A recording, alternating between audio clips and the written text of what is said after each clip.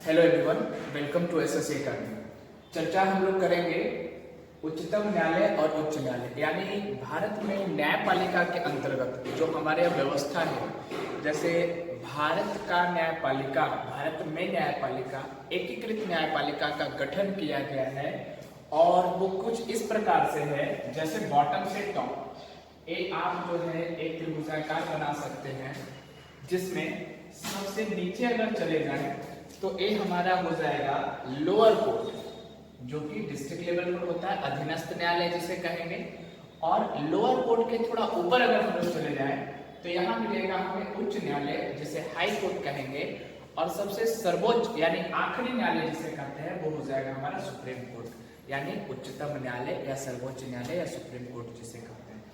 तो भारत का जो न्यायपालिका है वो कैसा है, वो एकीकृत न्यायपालिका का गठन किया गया है। जबकि अगर इसके बनस्पत हम चर्चा करेंगे, कंपैरिजन करेंगे अमेरिका के साथ, तो वहां द्वैध न्यायपालिका का गठन किया गया है, केंद्र के लिए अलग और राज्य के लिए अलग।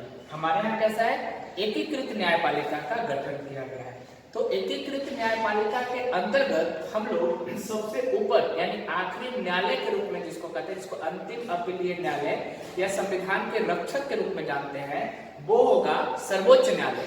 और उसके अधीनस्थ, उसके नीचे जो आएगा वो होगा हाई कोर्ट और लास्ट वन होगा लोअर कोर्ट। इस प्रकार से तो आज हम लोग जो चर्चा करने जा रहे हैं वो सुप्रीम कोर्ट और हाई कोर्ट का चर्चा करने जा रहे हैं, और दोनों को एक साथ कंपैरिजन वे में इस प्रकार से चर्चा करें ताकि कम समय में दोनों चर्चा हम आसानी से कर सके। तो आइए देखिए, प्रारंभ करते हैं सर्वोच्च न्यायालय के बारे में थोड़ी सी जानकारी। सबसे पहला बात, अगर थोड़ा सा हिस्ट्री में चले हम सुप्रीम कोर्ट की, तो सुप्रीम कोर्ट का इतिहास का बातें करें तो आपको मालूम होना चाहिए, भारत के इतिहास में पहली बार सुप्रीम कोर्ट का यानी उच्चतम न्यायालय का गठन किया गया है एक अधिनियम के तहत। और यह अधिनियम आ जाएगा आपका 1773 के एक्ट के बेसिस पर गठन किया गया था भारत में पहली बार सर्वोच्च न्यायालय का। और वो कब किया गया, तो 1774 ईस्वी में भारत में पहली बार सर्वोच्च न्यायालय का गठन किया गया था। कोलकाता में गठन किया गया था, जिसके मुख्य न्यायाधीश थे सर एलिजा एम फे। ये हुआ हमारा इतिहास का बात। अब इसके बाद जो है हमारे हिंदुस्तान में आगे जो है ग्रोथ होता चला गया न्यायपालिका का। और फिर एक्ट ऑफ 1935 भारत शासन अधिनियम 1935, कौन सा अधिनियम आएगा, तो आएगा भारत शासन, है ना, भारत शासन अधिनियम 1935। भारत शासन अधिनियम 1935 के तहत एक संघीय न्यायपालिका का गठन करने का प्रावधान किया जाएगा। और इसी के तहत स्वतंत्र भारत में पहली बार एक सर्वोच्च संघीय न्यायपालिका का गठन किया जाएगा। और वो कब होगा, तो प्रारंभ होगा आपका, आप लोगों को मालूम होना चाहिए, 28 जनवरी 1950। यानी भारत जब गणतंत्र हुआ ठीक इसके 2 दिन बाद जो है भारत के सर्वोच्च न्यायालय का उद्घाटन होता है 28 जनवरी 1950 को। तो ये हो गया कुछ इतिहास से संबंधित बातें। अब चूंकि यह डाटा यानी हमारा न्यायपालिका या हमारा सर्वोच्च न्यायालय जो है वो हमारे संविधान में कहाँ इसका विशेषता है, क्या वर्णन है, थोड़ा इसका चर्चा करें तो देखिए, इस संघ के भाग में वर्णन इसका मिलेगा, यानी भाग 5 में मिलेगा। और आर्टिकल जो होगा वो आर्टिकल 124 से लेकर के 147 के मध्य में सर्वोच्च न्यायालय के बारे में वर्णन मिलेगा। आए इसी के सापेक्ष में अगर वर्णन कर ले हम उच्च न्यायालय का, ये हुआ उच्चतम न्यायालय, सर्वोच्च न्यायालय जिसको सुप्रीम कोर्ट कहते हैं। Now we are going to talk about the high court, यानी उच्च न्यायालय के बारे में जाने। तो उच्च न्यायालय का वर्णन कौन से भाग में, भाग 6 में मिलेगा। और आर्टिकल क्या होगा, आर्टिकल 214 से लेकर के 231 के बीच में हाई कोर्ट का गठन किया गया। हाई कोर्ट के बारे में गठन, स्वतंत्रता इत्यादि के बारे में वर्णन किया गया है। भारत के इतिहास में पहली बार जो गठन किया गया था हमारे यहाँ हाई कोर्ट का, वो कब किया गया था, तो वो आप देखेंगे पहली बार हमारे यहाँ जो हिस्ट्री में एस्टैब्लिश किया गया उच्च न्यायालय वो है 1862, 1862 ईस्वी में पहली बार भारत में उच्च न्यायालय का यानी हाई कोर्ट का गठन किया गया था। 3 प्रमुख हाई कोर्ट, कौन सा हो जाएगा भाई, याद रखेंगे, कोलकाता, मुंबई, मद्रास, ये 3 उच्च न्यायालयों का स्थापना किया गया था 1862 ईस्वी में। इस तरीके से डाटा फैक्ट है, आप बड़े आसानी से कुछ डाटाओं को अरेंज कर सकते हैं। जैसे कि 1862 के बाद अगला हाईकोर्ट का गठन कब हुआ था, तो आपको याद रखना होगा 1866 ईस्वी में, कहाँ, इलाहाबाद। इसके बाद में 1884 ईस्वी में गठन किया गया था, तो 1884 में कौन सा, कर्नाटक हाईकोर्ट है ना, एक कर्नाटका का हाईकोर्ट गठन किया गया। और इसके पश्चात 1916 ईस्वी में, ये हो जाएगा 1916 ईस्वी में गठन किया गया पटना हाईकोर्ट का। 1916 के बाद देखिए 2 हाईकोर्ट का गठन किया गया स्वतंत्र भारत में, वो था 1948। 1948 ईस्वी में गठन किया गया है, इसका भाई गुवाहाटी प्लस उड़ीसा का गठन किया गया। तो कुछ कुछ डाटा आप इस तरीके से अगर याद करेंगे तो बड़े सरलता से याद हो जाएगा। जैसे कि आप देखिए इसी तरीके से कुछ है, 1966 ईस्वी कौन होगा, दिल्ली होगा प्लस पंजाब होगा प्लस हरियाणा होगा, ये हाईकोर्ट का स्थापना। इसी तरीके से आप देखिए 2000 ईस्वी में भी 3 हाईकोर्ट का गठन किया गया है। आप 2000 ईस्वी को ले लो और यहाँ देखो, आप इसे सरलता से याद कर सकते हैं, खंड खंडगढ़ यानी झारखंड, ठीक है, उत्तराखंड प्लस छत्तीसगढ़। तो भाई इसे हम कह सकते हैं झारखंड प्लस उत्तराखंड प्लस छत्तीसगढ़, ये आपका 3 हाईकोर्ट का गठन कब, 2000 ईस्वी में। फिर से आप 3 हाईकोर्ट को याद कर सकते हैं सरलता से, 2013 ईस्वी में, 2013 ईस्वी में कौन सा हाईकोर्ट हो जाएगा, ये उच्च न्यायालय होगा Manipur Meghalaya Tripura. So this one is Manipur Meghalaya plus Tripura. और अभी लेटेस्ट जो अभी हाईकोर्ट का उच्च न्यायालय का स्थापना किया गया, आपको जानकारी होना चाहिए, 2019 ईस्वी में एक्ट ऑफ 2019 के अधीन जो है 2 हाईकोर्ट का स्थापना किया गया है, और ये है आंध्र प्रदेश प्लस तेलंगाना। यानी एक छोटा सा इतिहास हो गया, ब्रीफ में हम बताएं कि आप इसको सरलता से कैसे देखें, आप 3 डाटा करके बड़े आसानी से यानी कम वे में बहुत सारा डाटा फैक्ट आप याद रख सकते हैं। तो ये हो गया उच्च न्यायालय का इतिहास। हालांकि हम इसका जो है इनके वानस्पत में, सर्वोच्च न्यायालय के वानस्पत में इसका जिक्र करेंगे ताकि दोनों को सरलता से समझ सके। हम चर्चा किए सुप्रीम कोर्ट के बारे में कि भाई इसका गठन भाग 5 में आर्टिकल 124 से लेकर के 147 तक। इसके पश्चात अगला चर्चा हमारा होगा उच्च न्यायालय के बारे में। उच्च न्यायालय का वर्णन भाग 6 में अनुच्छेद 214 से लेकर के 231 के बीच में वर्णन किया गया है। देखिए दोनों में समानता क्या है, तो कुछ कुछ बातें बिल्कुल समान मिलेंगी, तो उसे हम आसानी से समझेंगे। जैसे सबसे पहला बात है क्या समानता है इन दोनों में, तो पहला तो खास बात ये है कि नियुक्ति का प्रक्रिया और जो नियुक्त करने वाले होते हैं ये, जैसे कि सुप्रीम कोर्ट के न्यायाधीशों को अपॉइंट किया जाएगा जिस व्यवस्था के आधार पर वही व्यवस्था का इस्तेमाल किया जाता है उच्च न्यायालय में। जैसे कि अब उच्च न्यायालय के न्यायाधीशों को अपॉइंट करने के लिए कौन सा व्यवस्था या न्यायाधीशों को अपॉइंट करने के लिए कौन सा, तो इस व्यवस्था को कहते हैं कॉलेजियम प्रणाली। कौन सा प्रणाली है, उसे कहेंगे कॉलेजियम प्रणाली। और कॉलेजियम प्रणाली के तहत राष्ट्रपति जो है न्यायाधीशों को अपॉइंट करते हैं या नियुक्त करते हैं। कौन करने वाले हैं भाई, राष्ट्रपति करने वाले हैं। ओके, और सेम प्रोसेस लगा देंगे सुप्रीम कोर्ट में, यानी सुप्रीम कोर्ट में भी कौन सा प्रोसेस का इस्तेमाल किया जाएगा, कॉलेजियम। और कॉलेजियम प्रणाली के तहत अपॉइंट कौन करेंगे, बिल्कुल राष्ट्रपति, जिन्हें हम प्रेसिडेंट कह सकते हैं। ठीक है, तो ये हो गया। अब इसके पश्चात देखिए कुछ प्रमुख चीजें समानांतर में कैसे, जैसे आप समझेंगे यहाँ पास इस प्रकार से होगा, नियुक्ति किया जाएगा राष्ट्रपति के द्वारा। तो राष्ट्रपति महोदय के नियुक्ति करने के पश्चात जो है इनका जो है नियुक्ति के पश्चात सबसे पहले नियुक्ति कैसे होगा, कॉलेजियम व्यवस्था के द्वारा। कौन करेंगे, तो नियुक्ति जो है राष्ट्रपति करेंगे। तो क्या हर कोई भी व्यक्ति भारत का न्यायाधीश बन जाएगा, भारत के सर्वोच्च न्यायालय का उच्च न्यायालय का न्यायाधीश बन जाएगा? तो इसके लिए कुछ क्राइटेरिया है, कुछ क्वालिफिकेशंस है। तो वो क्या क्वालिफिकेशन सर्वोच्च न्यायालय के लिए होता है और क्या क्वालिफिकेशंस हमारा जो है उच्च न्यायालय के लिए होता है, उसका थोड़ा डिस्कशन करेंगे। तो देखिए सबसे पहले अगर हम सुप्रीम कोर्ट के क्राइटेरिया की बातें करेंगे तो सुप्रीम कोर्ट का जो क्वालिफिकेशन है, योग्यता है, उसमें सबसे पहला डाटा आपको याद रखना होगा कि भारत का नागरिक होना चाहिए, पहला। और दूसरा जो डाटा है इसमें कई ऑप्शन को दिया गया है। जैसे पहला ऑप्शन क्या है, कोई व्यक्ति है ना 5 वर्षों तक जो है एक या एक से अधिक उच्च न्यायालय में लगातार न्यायाधीश के पद पर रहा हो तो वह उच्चतम न्यायालय का न्यायाधीश बन सकता है। कहने का मतलब क्या है, कोई भी व्यक्ति जो है एक या एक से अधिक कहा भाई उच्च न्यायालय में क्या रहा हो, न्यायाधीश रहा हो। ठीक है, कितना साल तक, 5 सालों तक लगातार, मिनिमम न्यूनतम 5 सालों तक लगातार जो है एक या एक से अधिक उच्च न्यायालय में रहा है, तो वो क्या हो सकता है, वो सर्वोच्च न्यायालय का यानी उच्चतम न्यायालय का न्यायाधीश बन सकता है। अगर ये योग्यता है तो ठीक है, अन्यथा और दूसरा योग्यता क्या है, दूसरा योग्यता कहता है कि यदि वह व्यक्ति एक या एक से अधिक उच्च न्यायालय में क्या रहा हो, वकालत किया हो, एक या एक से अधिक उच्च न्यायालय में लगातार वकालत किया हो, है ना, ये वकालत किया हो कितने सालों तक, 10 वर्षों तक, तो ऐसे व्यक्तियों को भी क्या किया जा सकता है, सर्वोच्च न्यायालय में न्यायाधीश के रूप में इसको नियुक्त किया जा सकता है। या फिर अगर ये भी ऑप्शन नहीं है तो तीसरा ऑप्शन कहता है राष्ट्रपति की नजरों में पारंगत विधिवेत्ता हो, न्यायविद हो वो बंदा, ठीक है, वो न्यायविद हो, तो वैसे सर्कमस्टांसेस में भी उस व्यक्ति को भारत के सर्वोच्च न्यायालय का न्यायाधीश नियुक्त किया जा सकता है।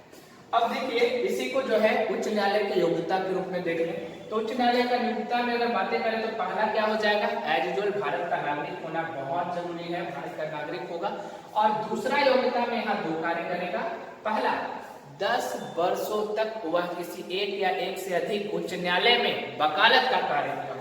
तो भाई एक या एक से अधिक कहा उच्च न्यायालय में क्या किया हो, वकालत किया हो, कितना वर्षों तक, 10 वर्ष। या फिर ये नहीं है तो दूसरा कंडीशन क्या होगा,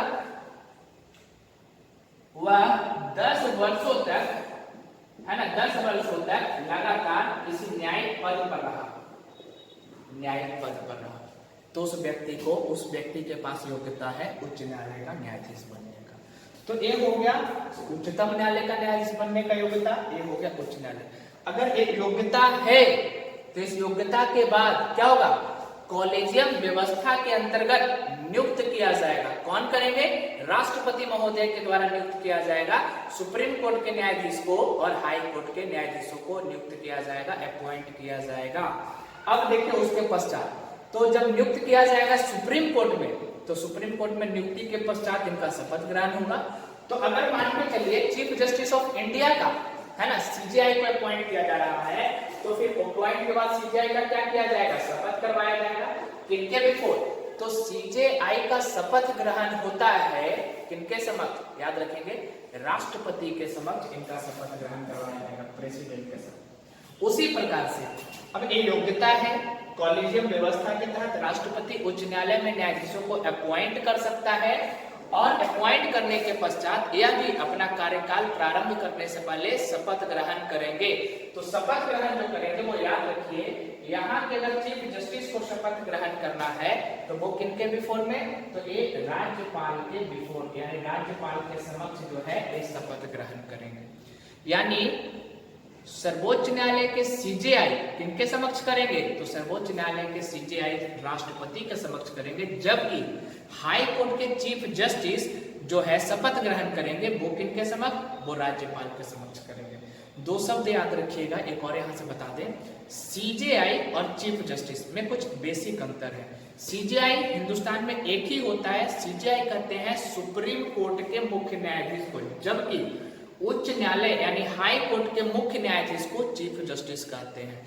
तो हाई कोर्ट का एक्चुअल में कुल संख्या कितना है, हाई कोर्ट का भारत में कुल संख्या कितना है, तेलंगाना स्थापित होने के पश्चात अब जो है कुल संख्या हो गया, हाई कोर्ट का कुल संख्या वर्तमान में हो चुका है 25, यानी चीफ जस्टिस कितना होंगे, 25 होंगे, जबकि सुप्रीम कोर्ट हमारा क्या है, एक ही है ना, तो एक मात्र जो है चूंकि सुप्रीम कोर्ट है तो सीजेआई हिंदुस्तान के एक ही होंगे जो कि ये।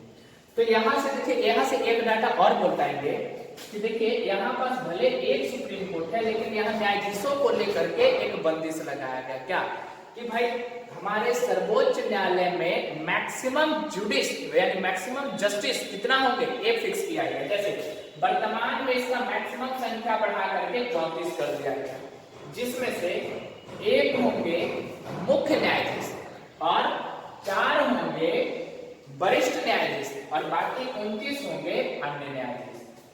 1 को चीफ जस्टिस ऑफ इंडिया कहेंगे, 4 को सीनियर मोस्ट जस्टिस कहेंगे और 29 को अदर जस्टिस कहेंगे। और यही 4 सीनियर मोस्ट जस्टिस में से प्राय जो ज्यादा वरिष्ठ होते हैं, जो ज्यादा सीनियर होते हैं, वही जो है मुख्य न्यायाधीश के रूप में कार्य करते हैं। तो ये संख्या जो है एक फिक्स किया गया है कि भाई ये संख्या कितना होगा, सर्वोच्च न्यायालय का मैक्सिमम संख्या कितना है, 34 है। वर्तमान की संख्या कितना है, 34 है। और इसी के सापेक्ष में अगर उच्च न्यायालय में न्यायाधीशों का संख्या का चर्चा करें तो फिर हम बताएं इसमें कि उच्च न्यायालय यानी हाई कोर्ट में जस्टिस की संख्या को राष्ट्रपति के ऊपर रख दिया गया है कि वहां के कार्य के बेसिस पर वो संख्या को कहीं बढ़ा या घटा सकते हैं। तो ये आपका यानी कि हाई कोर्ट में न्यायाधीशों का संख्या निश्चित नहीं है, ये राष्ट्रपति के ऊपर छोड़ दिया गया है कि वो कितना रखेंगे या किस हाई कोर्ट का कितना वर्कलोड है, उसके बेसिस पर वो अपने बुद्धि पे आधार पर, अपने विवेक के आधार पर वो वहां अपॉइंट करें। तो ये हो गया संख्या के बेसिस पर चर्चा कि भाई इनका क्या संख्या होगा, क्या वगैरह नहीं होगा। अब देखिए इसके पश्चात कुछ आगे का अगर डाटा का हम चर्चा करें तो हम शपथ ग्रहण का बातें कर रहे थे कि चीफ जस्टिस हाई कोर्ट के इनका शपथ होगा राज्यपाल के समक्ष, ठीक है। और यदि अदर जस्टिस जो आएंगे उनका शपथ ग्रहण चीफ जस्टिस के समक्ष होगा। अब इसी तरीके से सुप्रीम कोर्ट में क्या होगा भाई, तो सुप्रीम कोर्ट में आप एक बात याद रखेंगे, क्या कंडीशन है, चीफ जस्टिस ऑफ इंडिया यानी सीजेआई का शपथ ग्रहण होगा राष्ट्रपति के समक्ष, परंतु अदर जस्टिस का जो शपथ ग्रहण होगा वो CJI chief justice of India यानी भारत के सर्वोच्च न्यायालय के मुख्य न्यायाधीश के समक्ष अदर जस्टिस का जो है इनका शपथ ग्रहण करवाया जाएगा। तो ये हो गया शपथ ग्रहण। शपथ ग्रहण के बाद अगला कार्यक्रम क्या होगा, तो इनका भाई कितने साल तक ये कार्य कर सकते हैं इसका चर्चा कर लेंगे, और नहीं तो उससे पहले इनको क्या सैलरी मिलेगा। तो देखिए याद रखेंगे सर्वोच्च न्यायालय के सीजेआई यानी मुख्य न्यायाधीश का जो सैलरी होगा वो कितना होगा, वो हो जाएगा 2.80 यानी 2.80 यानी 2,80,000 रुपया सैलरी है सीजेआई का। और सुप्रीम कोर्ट के अदर जस्टिस का कितना सैलरी हो जाएगा, तो सुप्रीम कोर्ट के अदर जस्टिस का सैलरी हो जाएगा 2,50,000। यहां से कनेक्ट करिए, ठीक है। देखिए 2,80,000 मुख्य न्यायाधीश सर्वोच्च न्यायालय के और 2,50,000 अन्य न्यायाधीश सर्वोच्च न्यायालय के, यहां से कनेक्ट करेंगे। तो भाई हाई कोर्ट के चीफ जस्टिस का कितना सैलरी मिलेगा, वहां जो अदर का मिल रहा था यहां मिल जाएगा, यानी यहां पास चीफ जस्टिस का जो सैलरी हो जाएगा 2,50,000 और अदर जस्टिस का कितना हो जाएगा, अदर जो जस्टिस होंगे उनका सैलरी हो जाएगा 2.28 लाख, है ना। इनका जो सैलरी हो जाएगा 2.28 लाख हो जाएगा, यानी 2,28,000 रुपया इनका सैलरी हो जाएगा। तो ये हो गया इनका सैलरी। अब देखिए सैलरी कहां से मिलेगा, इसका भी सवाल आप लोगों से करता है, कई बार करता है कि भारत के सर्वोच्च न्यायालय के न्यायाधीशों का तनख्वाह कहां से मिलता है। याद रखिए सुप्रीम कोर्ट के न्यायाधीशों को जो सैलरी मिलता है वो दिया जाता है केंद्र के संचित निधि से, ठीक है। केंद्र के संचित निधि से दिया जाता है, कंसोलिडेट है ना, सेंट्रल कंसोलिडेट फंड से दिया जाता है किनको, सर्वोच्च न्यायालय के न्यायाधीश को, यानी केंद्र का संचित निधि से इनको सैलरी दिया जाएगा। और हाई कोर्ट के न्यायाधीश को सैलरी कहां से दिया जाएगा, तो हाई कोर्ट के न्यायाधीश को जो सैलरी दिया जाएगा वो राज्य के संचित निधि से दिया जाएगा, इनको राज्य के संचित निधि से दिया जाएगा। तो जो राज्य का संचित निधि है, स्टेट कंसोलिडेट फंड है, वहां से इनको सैलरी दिया जाएगा। लेकिन एक बात और जानिए, इन्हें वेतन यानी रिटायर होने का एक वक्त है, ये भी सवाल आपका आता है, तो आप बता लीजिए।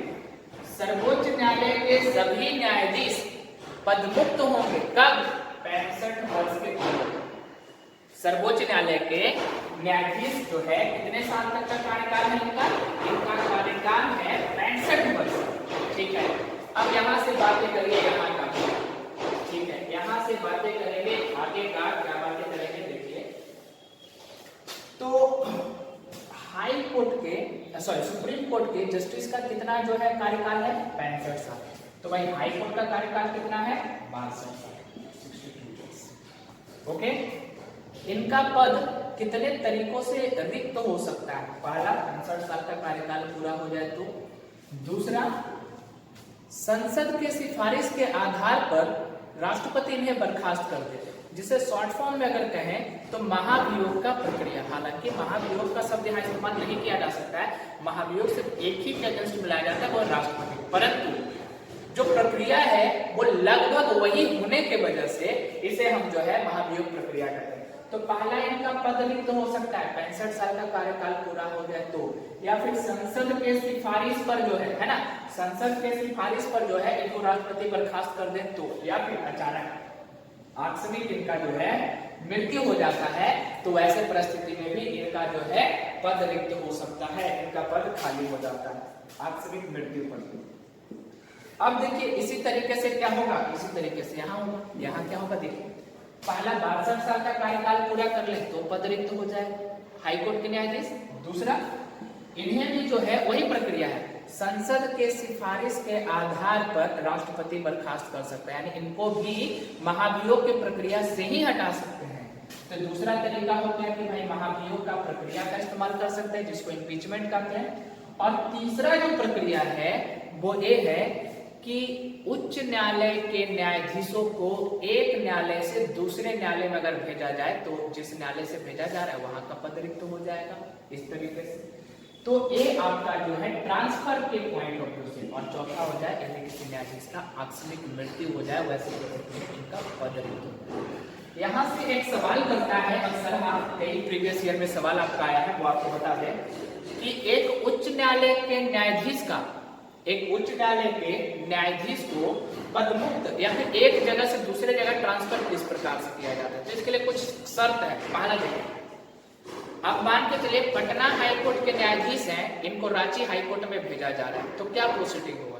पहला, chief justice of India bench का सम्मति लेना होगा, पहला। दूसरा, जहां से यह जा रहे हैं वहां के चीफ जस्टिस का सहमति लेना होगा, यानी पटना हाई कोर्ट के चीफ जस्टिस का सहमति लेना होगा।